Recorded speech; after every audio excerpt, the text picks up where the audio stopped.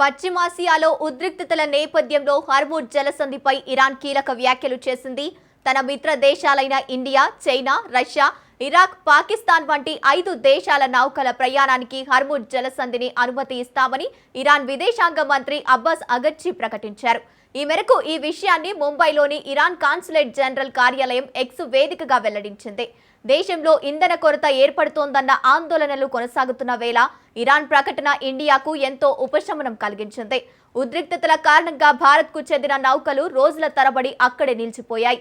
ఈ క్రమంలోనే మన నౌకలు సురక్షితంగా హర్ముజ్ దాటేందుకు ఇరాన్ అధికారంతో కేంద్రం నిరంతరం సంప్రదింపులు జరిపింది. ఇప్పుడు ఇరాన్ ప్రకటనతో భారత్కు పెట్రోల్, గ్యాస్ సమస్య తగ్గే అవకాశం ఉంది.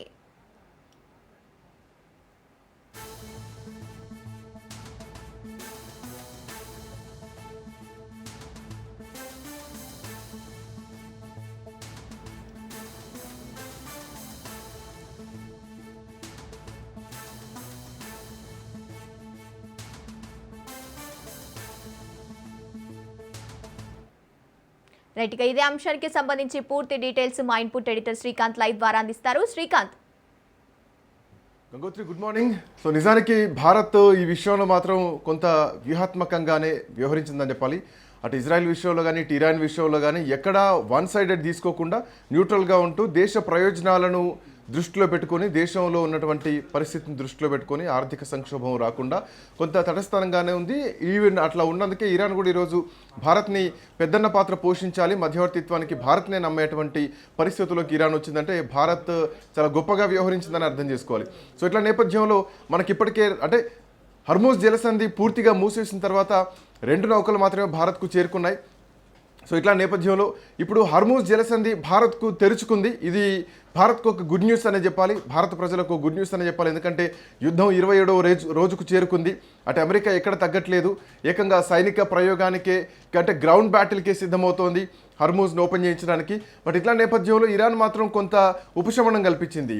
ఇరాన్కు మిత్ర దేశాలు ఏవైతే ఉన్నాయో ఆ మిత్ర దేశాలన్నిటికి కూడా ఇరాన్ గ్రీన్ ఫ్లాగ్ ఊపేసిందని చెప్పాలి. దీంట్లో ఇటు ఇరాన్ భారత్తో పాటు చైనా, రష్యా, ఇరాక్తో పాటు పాకిస్తాన్కు పాటు ఈ అంటే వీటితో పాటున్నటువంటి మిత్ర దేశాలు ఏవైతున్నాయో ఈ మిత్ర దేశాలన్నిటికి కూడా హర్ముజ్ జలసంధి మీదుగా వెళ్ళడానికి కొంత యాక్సెప్ట్ చేసింది, అనుమతులు అయితే ఇప్పటికే ఇవ్వడం జరిగింది. సో స్నేహపూర్వకంగా ఉండేటువంటి దేశాలు ఏవైతున్నాయో ఆ దేశాలన్నీ కూడా హర్ముజ్ నుంచి వెళ్ళడానికి గ్రీన్ సిగ్నల్ వేసేసింది. సో భారత్కు ఒక భారీ ఉపశమనం చెప్పాలి. ఎందుకంటే ఇప్పటికే చమురు నిలువలు భారత్లో తగ్గిపోతున్నాయి. గతంలోనే చెప్పడం జరిగింది, డీజిల్ కానీ పెట్రోల్ కానీ ఇప్పటికే బంకుల దగ్గర ఆగిపోతున్నటువంటి పరిస్థితి, వెహికల్స్ అన్నీ కూడా. సో మనకి ఇంకా కేవలం 90 రోజుల నిలువలు మాత్రమే ఉన్నాయనేటువంటి భయం ఒకటైతే కనుక ఎల్పిజి విషయంలో మాత్రం ఇంకా చాలా దయనీయమైనటువంటి పరిస్థితి. ఎక్కడికక్కడ ఎల్పిజీలు ఆగిపోయాయి. ఇండ్లల్లో సిలిండర్లు అయిపోతే ఆల్టర్నేట్ వాళ్ళ ఎలక్ట్రికల్ స్టవ్స్ వైపు వెళ్తున్నారు. లేదంటే రెస్టారెంట్లు కూడా పూర్తి స్థాయిలో షట్ డౌన్ అయినటువంటి పరిస్థితి, మెనూ కూడా తగ్గించినటువంటి పరిస్థితి. సో ఇప్పుడు హర్ముజ్ ఓపెన్ అయితే కనుక భారత్కు భారీ లాభం అని చెప్పాలి. ఇప్పటికే మార్కెట్లు మొత్తం కూడా చాలా డల్గా నడుస్తున్నాయి, చాలా మైనస్లో నడుస్తున్నటువంటి పరిస్థితి. సో స్టాక్ మార్కెట్ కూడా బలహీనపడ్డటువంటి పరిస్థితి కూడా కనిపిస్తుంది. వరల్డ్ మార్కెట్ పూర్తిగా దెబ్బతింది, ప్రపంచ ఆర్థిక వ్యవస్థ కుదేలవుతోంది. అమెరికా దీంట్లో భారీగా నష్టపోతుంది. ఇప్పటికే 30-40 ట్రిలియన్ డాలర్ల డబ్బులను వెచ్చించి ఈ యుద్ధం కోసం. సో ఆర్థికంగా కూడా అమెరికా ఇప్పటికీ నష్టపోతుంది. సో భారత్ మాత్రం ఈ విషయంలో కొంత వ్యూహాత్మకంగా ఉందని చెప్పాలి. అంటే గతంలో ఈ హర్ముజ్ సముద్ర జలసంధిని పూర్తిగా మూసేసినా కానీ మనం మాట్లాడుతున్నటువంటి వ్యవహారాలు కానీ అటు జయశంకర్ కానీ ఇటు అమిత్ షా కానీ ఎప్పటికప్పుడు ఇరాన్తో సంప్రదింపులు చేస్తూనే ఉన్నారు. సో ఇరాన్తో సంప్రదింపులు జరుగుతున్నటువంటి క్రమంలోనే అటు ట్రంప్తో కూడా ప్రధానమంత్రి నరేంద్ర మోడీ మాట్లాడడం జరిగింది. సో అన్ని చర్చల తర్వాత ఇరాన్ మాత్రం ఒక శుభవార్త చెప్పిందని చెప్పాలి. దీంట్లో భాగంగా అటు అంటే ఈ అమెరికాకు సంబంధించినటువంటి కొన్ని ఫ్లైట్లను కూడా మేము కూల్చివేసామంటూ కూడా ఇప్పటికే ఇరాన్ ప్రకటించడం జరిగింది. హిందూ మహాసముద్రంలో కూలిపోయినటువంటి ఒక అమెరికా FA-18 యుద్ధ విమానాన్ని కూల్చేసినామంటూ కూడా ఇరాన్ ప్రకటించింది. IRGC ఇప్పటికే దీనికి సంబంధించి ప్రకటన చేస్తే దాన్ని అమెరికా ఖండించింది. మాకు అసలు ఎట్లాంటి నౌకలు కూడా ఏ యుద్ధ విమానాల్ని కూడా ఇరాన్ కూల్చలేంటూ కూడా దీన్ని ఖండించినటువంటి పరిస్థితి. ఇక దీంతో పాటు అమెరికా ముందు అంటే కొన్ని షరతులు కూడా పెట్టడం జరిగింది. సరే, షరతుల కంటే కూడా భారతదేశానికి ఇప్పుడు ఈ హర్ముజ్ జలసంధి ఓపెన్ అయితే కలిసి వచ్చేటువంటి అంశాలు ఏమేమి ఉన్నాయి అన్నది ఒకసారి ప్రధానంగా మనం చూడాలి గంగోత్రి. సో ఇప్పుడు ప్రస్తుతానికి మనం ఈ హర్మూజ్ జలసంధి నుంచి ఆల్మోస్ట్ 55 నుంచి 60% గల్ఫ్ దేశాల నుంచి మనం తీసుకొచ్చుకుంటున్నాం. అంటే 85% ఇక్కడి నుంచే వస్తుంది. ఈ గల్ఫ్ దేశాల నుంచి వచ్చేటువంటి ఈ చమురు ఏదైతే ఉందో, ఈ నిక్షేపాలు ఇవన్నీ కూడా హర్మూజ్ జలసంధి నుంచే రావాలి. ఇరాన్ దానికి యాక్సెప్ట్ చేస్తేనే, అది సముద్ర మార్గాన్ని ఓపెన్ చేస్తేనే మనం రావాల్సి అవసరం ఉంటుంది. సో ఇప్పుడు ఆ సమయానికి అదొక అడ్డంకిగా ఉండే, బట్ ఇప్పుడు మాత్రం ఆ అడ్డంకి పోయిందని చెప్పాలి. ఆల్మోస్ట్ రోజుకు భారత్ 5 మిలియన్ బ్యారెళ్ల చమురుని వినియోగిస్తోంది. ఇవంతా కూడా భారత్కు చేరుకోవాలంటే ఈ హర్మూజ్ జలసంధి ఓపెన్ ఉండాలి. సో ఈ విషయంలో కూడా భారత్కు భారీ లాభం అనే చెప్పాలి. ఇప్పటికే ఈ ధర బ్యారెల్కు $100 పైన చేరుకుంది. 120, 150 వరకు వెళ్ళేటువంటి పరిస్థితులు కనిపిస్తున్నాయి. సో ఇప్పుడు ఈ హర్మూజ్ జలసంధి ఓపెన్ అయిన తర్వాత ఈ ధరలు కూడా మళ్ళీ స్థిరీకరమయ్యేటువంటి అవకాశాలు కూడా ఉంటాయని చెప్పేసి ఇంకొక పాయింట్ను కూడా చెప్పుకోవాలి. అండ్ మోర్ ఓవర్ ఈ ఉద్రిక్తతల నడుమ ఓడలకు సంబంధించినటువంటి నౌకలు ఏవైతున్నాయో వాటికి సంబంధించినటువంటి బీమా రేట్లను కూడా పెంచేస్తారు. సో వాటికి సంబంధించినటువంటి విషయంలో కూడా అది ఆటోమేటిక్గా ప్రభుత్వాల పైన పడుద్ది, ప్రజల పైన పడుద్ది. ఇప్పటికే గ్యాస్ రేట్లు ఆల్మోస్ట్ ₹65 నుంచి ₹70 వరకు పెంచినటువంటి నేపథ్యం చూస్తున్నాం. పెట్రోల్ డీజిల్ రేట్లు కూడా పెరుగుతున్నాయి. మొన్న పవర్ పెట్రోల్ రేటు కూడా పెరిగింది. సో ఈ రేట్లు కూడా మళ్ళీ నార్మల్ దశకు వచ్చేటువంటి అవకాశం ఉంటుంది భవిష్యత్తులో.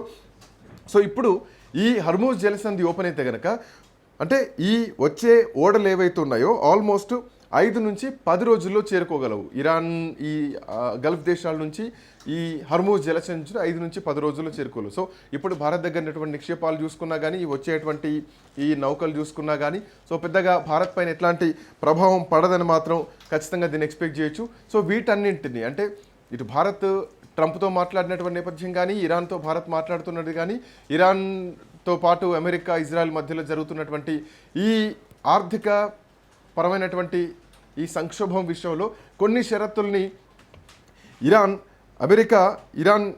షరతుల్ని మాత్రం కొన్ని ముందుంచి జరగాలి. అమెరికా ఈ షరతుల్ని ఇరాన్ ముందు పెట్టింది. దానికి ఇరాన్ ఎంతవరకు యాక్సెప్ట్ చేస్తుంది అన్నది కూడా చూడాల్సినటువంటి అంశాలని. ఇరాన్ కూడా వాటికి కౌంటర్గా కొన్ని షరతుల్ని మళ్ళీ ఇవ్వడం జరిగింది. ఈ అణు కార్యక్రమాన్ని నిలిపివేయాలి అన్నటువంటి షరతును అమెరికా ఇరాన్ మీద పెట్టింది. అయితే ఇరాన్ దీనికి ఎంతవరకు యాక్సెప్ట్ చేస్తుంది అన్నటువంటి పాయింట్ ఒకటైతే కనుక, ఇప్పటి వరకు ఈ అణ్వాయుధాలకు సంబంధించినటువంటి యాక్టివిటీస్ ఏవైతే డెవలప్మెంట్ యాక్టివిటీస్ ఉన్నాయో వాటి విషయంలో మేము ముందడుగు వేయమని చెప్పేసి ఇరాన్ ఒప్పుకోవాలి అన్నటువంటి షరతును కూడా, సో ఇట్లా ఆల్మోస్ట్ ఒక 10-15 షరతుల్ని అమెరికా ముందు పెట్టింది. బాలిస్టిక్ క్షిపణి పైన కానీ, లేదంటే క్షిపణి కార్యక్రమాలు కానీ ఎట్లాంటి యాక్టివిటీస్ చేయొద్దని చెప్పడం జరిగింది. మోర్ ఓవర్ ఈ హర్మూజ్ జలసంధిని పూర్తిగా ఓపెన్ చేయాలంటూ కూడా అమెరికా డిమాండ్ చేస్తోంది. అండ్ అమెరికా ముందు ఉన్నటువంటి ఆప్షన్ ఏంటి?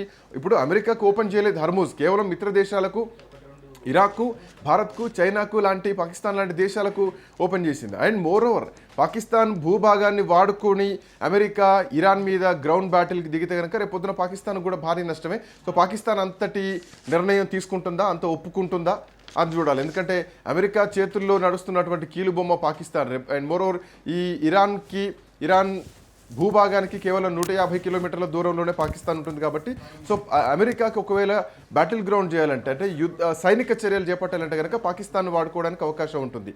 అటు ఆఫ్ఘనిస్తాన్ కూడా వాడుకోవడానికి అవకాశం ఉంటుంది. బట్ పాకిస్తాన్ 150 కిలోమీటర్లు కాబట్టి సో పాకిస్తాన్ వాడుకుంటుంది కావచ్చు. సో అదే జరిగితే కనుక రేపు పొద్దున పాకిస్తాన్ కూడా ఇరాన్ నుంచి భారీ దెబ్బ ఎదురయ్యేటువంటి అవకాశం ఉంటుందని చెప్పడంలో ఎట్లాంటి సందేహం లేదు.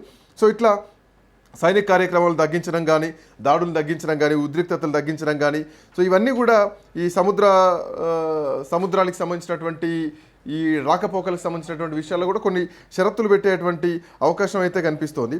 అయితే దీనికి సంబంధించి ఇరాన్ కూడా దీంట్లో కొన్ని టారిఫ్లు విధించాలన్నటువంటి ఉద్దేశంతో కూడా ఇరాన్ చూస్తోంది. ఎందుకంటే ఇక్కడి నుంచి ఈ హర్మూజ్ జలసంధిని ఉపయోగించేటువంటి దేశాలు ఏవైతున్నాయో, నౌకలు ఏవైతున్నాయో వాటికి సంబంధించినటువంటి టారిఫ్ల విషయంలో కూడా ఇరాన్ ఆలోచన చేస్తున్నట్టుగా తెలుస్తోంది. సో ఇరాన్కి సంబంధించినటువంటి ఆ చర్చలు కూడా నడుస్తున్నాయి. సో అండ్ మోర్ ఓవర్ దీనికి సంబంధించి ఇరాన్ ఒక కొత్త చట్టాన్ని తీసుకొచ్చేటువంటి అవకాశాలు ఉన్నాయన్నది కూడా ప్రధానంగా ఇక్కడ కనిపిస్తున్నటువంటి అంశం. ఈ జలసంధి నుంచి ప్రయాణించేటువంటి నౌకలపైన సుంకాలు విధిస్తూ, అంటే అన్ని దేశాలు ఈ జలసంధిని ఉపయోగించుకుంటాయి ప్రపంచవ్యాప్తంగా. సో ఖచ్చితంగా దీనిపైన సుంకాలు విధిస్తే కనుక ఇది ఇరాన్కు ఆర్థికంగా లాభం జరిగేటువంటి అవకాశం ఉంటుంది. సో ఇట్లాంటి నేపథ్యంలో ఇరాన్ ఇంకా కొన్ని కీలకమైనటువంటి అంశాలను కూడా తీసుకొచ్చే అవకాశాలు ఉన్నాయి. బట్ ఏదేమైనా కానీ ఇరాన్ చేతిలో ఉంది. ఇరాన్ను ఏదో ఎక్స్పెక్ట్ చేసి అమెరికా యుద్ధానికి దిగితే ఈరోజు ఇరాన్ చేతిలో ప్రపంచం అంతా కీలుబొమ్మగా మారిపోయిందని చెప్పడంలో ఎట్లాంటి సందేహం లేదు. ట్రంప్కు వేరే ఆప్షన్ లేదు, అయితే ఇరాన్కు తలొగ్గాలి, లేదంటే ఇరాన్ మీద సైనిక చర్యలకు దిగాలి. సో ఇదే జరిగితే కనుక ఈ యుద్ధం ఇంకా ఒక వియత్నాం లాంటి ఎపిసోడ్ లాగా చాలా లాంగ్ టర్మ్ యుద్ధంగా కొనసాగేటువంటి అవకాశాలు కూడా లేకపోలేదు. Gangotri. Right, thank you Srikanth.